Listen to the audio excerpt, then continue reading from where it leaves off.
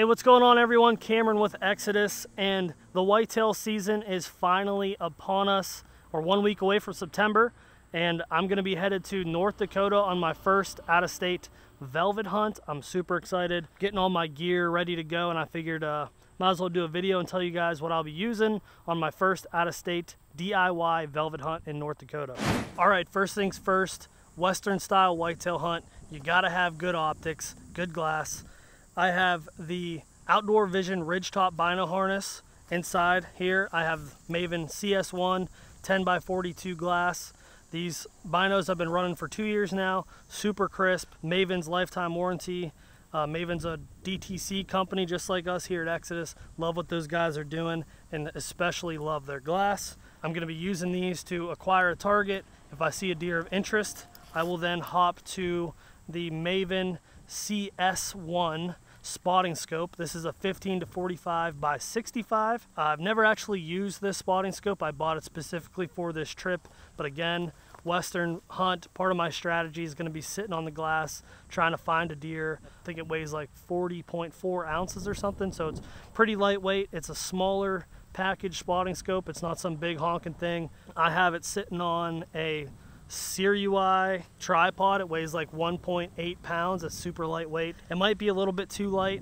You might want something a little bit heavier when the wind blows and you have this thing zoomed into 45. You might get a little bit of shake in your glass, but for me, I'm a minimalist. I'm trying to go as lightweight as possible, so I went with the Serui. It was like $100 on Amazon, but I think it can hold up to 13 pounds, so it's perfect for what I was looking for. I'm pretty excited to use this out there. I think this is going to be crucial to finding a deer that I want to hunt. Yeah, I mentioned my bino harness here, but I'm going to just cover it real quick. This is the Outdoor Vision Ridgetop bino harness.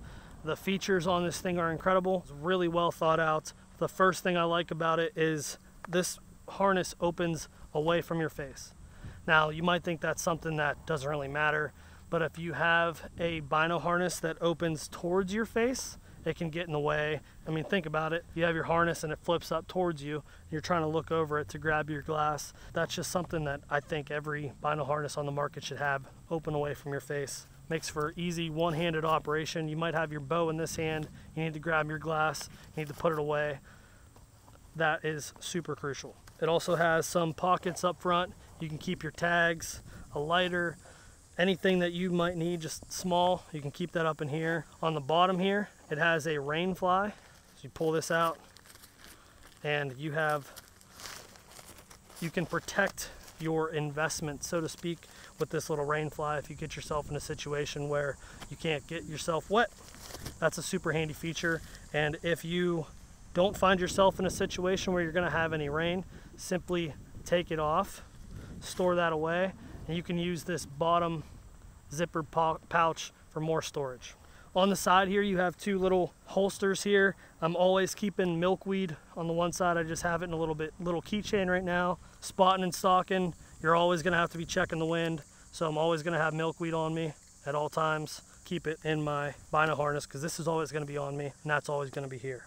Moving down the harness here, I have a rangefinder pouch. This is also by Outdoor Vision Gear. Super well thought out. It's magnetic, so it's held here by a magnet. I flip it open and it's held down by another magnet. Makes for easy one-handed use. Acquire my target, stick it right back in the harness, and it's out of the way. If you find yourself in a hurry, it's attached by a lanyard. Acquire your target, drop the harness, or drop the rangefinder. It's on this lanyard and you're not gonna drop it and lose it. The rangefinder I'm using is the Sig Kilo 1600. It has red readouts. The digits are red, so acquiring a target, or maybe you're ranging early in the morning and it's dark, you have black readouts, you can't see them. So having red readouts is something that I didn't really know that I needed until I had it. So if that's something you think you need, check out the Sigma Kilo 1600.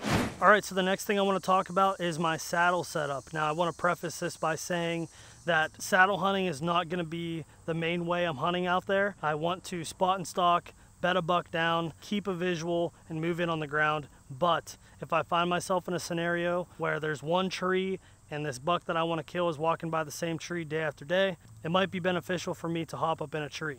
So I will always have a saddle on, because why not? They're so lightweight, they're so mobile that I keep one on me at all times, even with the mindset of hunting off the ground. So the saddle I'm running this year is the Method 2 from Latitude Outdoors.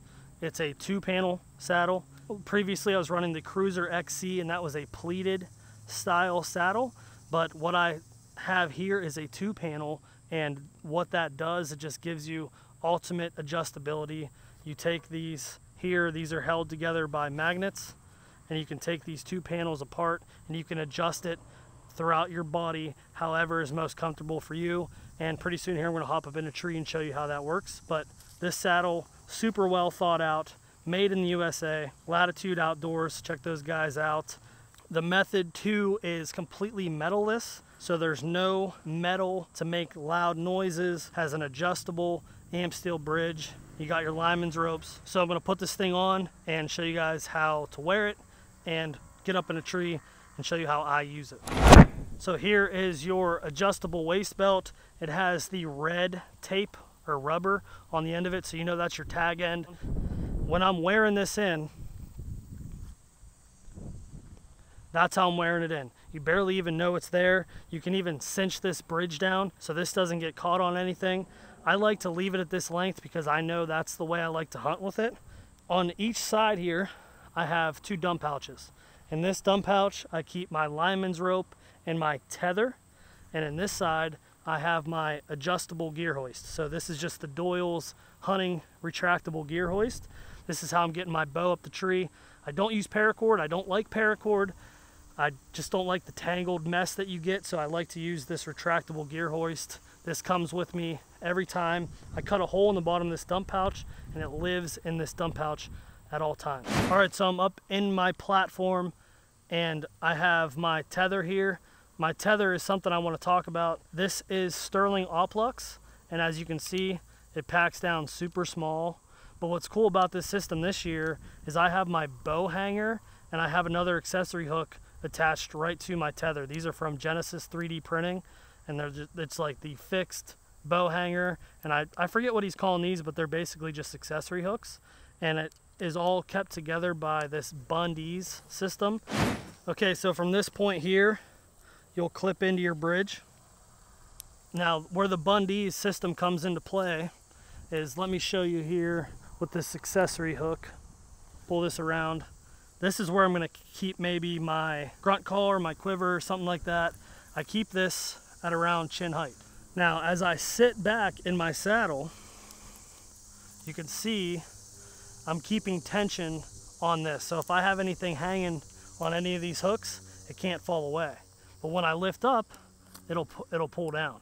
So that's where this Bundy's system comes into play. And you take it, we'll get a close-up of this, but you take it and you cinch this down in front of your loop, and that keeps your tether tight to the tree. You just wrap it through itself, cinch it down. You get that as tight as possible when you are not putting any tension on it, and as you can see, it keeps it there. Just for demonstration, I'm gonna move the bow hanger to the opposite side just for this video, but I'm typically always gonna keep that on this side because I'm right-handed. I hold the bow with my left hand. That's what's nice about this bow hanger being fixed to my tether is I can move it, and if I get in a situation where I'm anticipating the shot coming on my weak side and I know I might have to grab the bow over here, I can just have this already set up. Okay, so I have my bow attached to my Doyle's retractable hoist. I pull it up, unclip it. Now I let go of this hoist and it goes right in my pouch, hang my bow, and I'm good. So that's where my bow hanger, my accessory hook, my quiver will be right here, and everything is right here. So when I lift up, you can see how that dropped, but it didn't fall to the ground. So if I want to adjust my bridge so I'm closer to the tree, this is kind of the scenario I like to hunt about this far from the tree. My bow's right here, it's at chin level, it's easily accessible. Imagine that on this side, it's right here, everything's tight, compact, and super slim. As far as the platform goes, I'm using the Trophyline EDP. Last year I was using the Trophyline Mission, and it was a little bit too big, a little bit overkill. So especially for this North Dakota hunt, I want to be as light as possible, so I went with the EDP, their everyday platform. It weighs like a little over 3 pounds, I think, so it's super slim, super lightweight, easy to pack in, and it is rock solid. We have another video that kind of highlights this and the mission, so if you're interested, go check those out. The sticks that I'm using are the Hunting Beast Minis. These are the 20-inch model. They are super lightweight. The standoffs are why I'm using them. They are extremely, extremely easy to climb. They bite to the tree really, really well. And I have them equipped with some static 8mm rope for my rope mod. I don't like to use the buckles just because it's something else that can make noise. This is extremely quiet. It cinches down like a Chinese finger trap, and these suckers aren't going anywhere. Okay, so really quickly, I just want to run over some of the garments that I'm taking with me. I am a big fan of merino wool, so I want to start with my upper base layer. This is the First Light Wick. So as you can see, this is brown. This is their tan or desert or whatever color they call it, but I like to wear a lot of solids.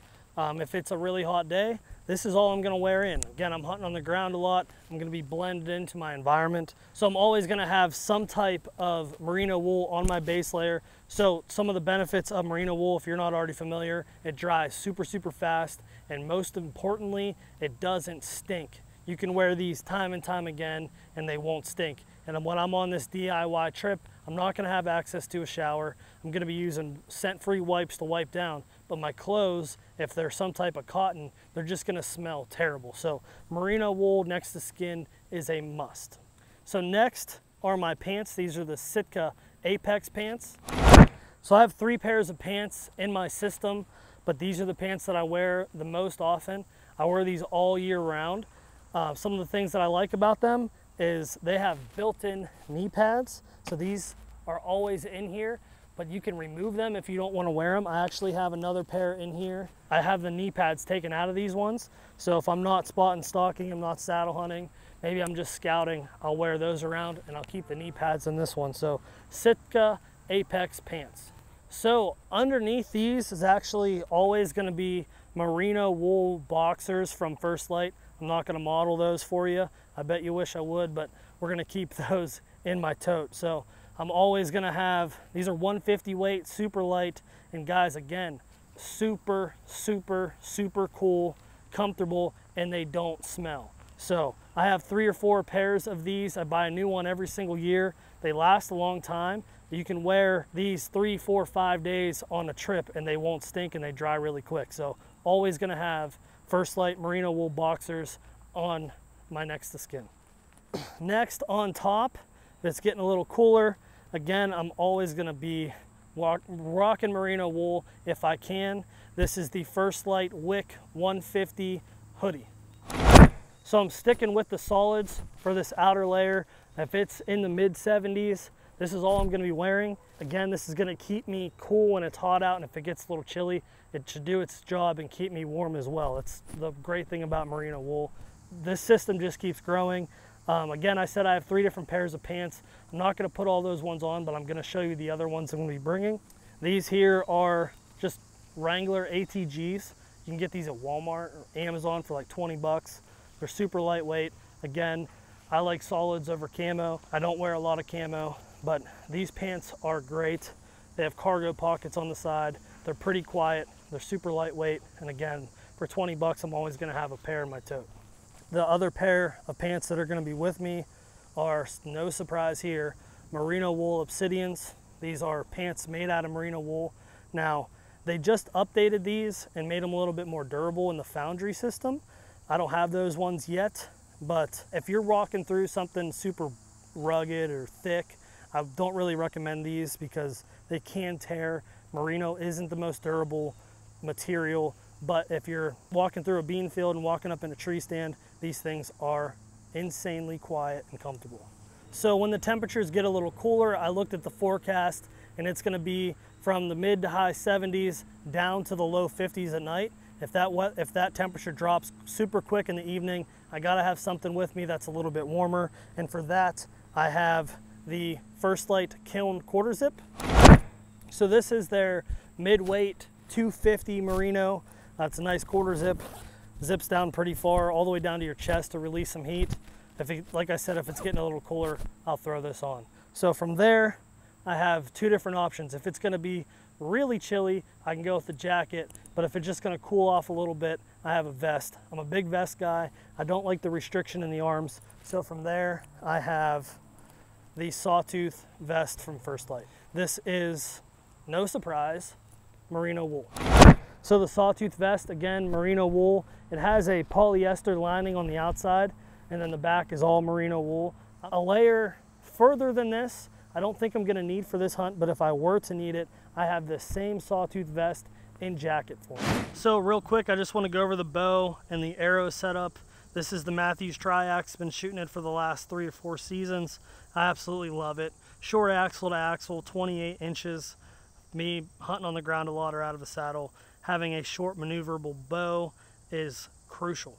I have it equipped with an HHA Optimizer Light single pin, HHA Vertus Rest, and a Stokerized SS1 stabilizer. I shoot a 28-inch draw, 65-pound draw weight. And out of my bow, I'll be shooting the Vector HMR arrows from Vector Custom Shop. I have these equipped with the Afflictor K2 fixed 125 grain broadheads. My total weight here is, I think, 594 grains. What's really nice about these arrows is they operate off an algorithm. So you just go to vectorcustomshop.com, put in your draw length, put in your weight, let them know what weight head you want to shoot, and they take it from there. They spit out numbers and they build your arrows directly to those numbers. So I do think I'm at like 594 grains, and for me, all my shots are typically short range because I am on the ground. Having a heavier arrow with a cut-on contact fixed blade head allows me to take shots that I normally wouldn't take with a lighter arrow. I can get those 1/4-2 shots. I can get those frontal shots on the ground. So K2 fixed, 125 grain. This thing is absolutely gnarly. Mean, mean, mean broadheads. The hole that you get out of these things is like just, it's like a slug went through that thing. So the next thing going with me, always I'm gonna have cell cameras. This is the Exodus Render, obviously, coupled with the SB18 for battery life. Now I don't know that I'm gonna need the SB18 for this trip. It's a 5-day hunt, so I'll probably just take a couple renders, lithium batteries, pop those up. But the strategy there is these are gonna be my eyes in the field when I can't be in that exact spot. I'm gonna be able to cover a lot more ground. It's a cell camera, obviously gonna have real-time data. If a buck's in an area, I can hop in there. Trey and I have never been out there, so I'm gonna take a couple of these cell cameras, hang them in areas that I have interest, and I'm gonna move on to the next spot, get boots on the ground, use my glass and try to find a buck. But having cell cameras in places of interest are gonna be an absolute lifesaver for us. If we get pictures of a deer at night, we know he's in the area, and then we can hone in on him. So always gonna have a couple cell cameras in my pack with me on this trip.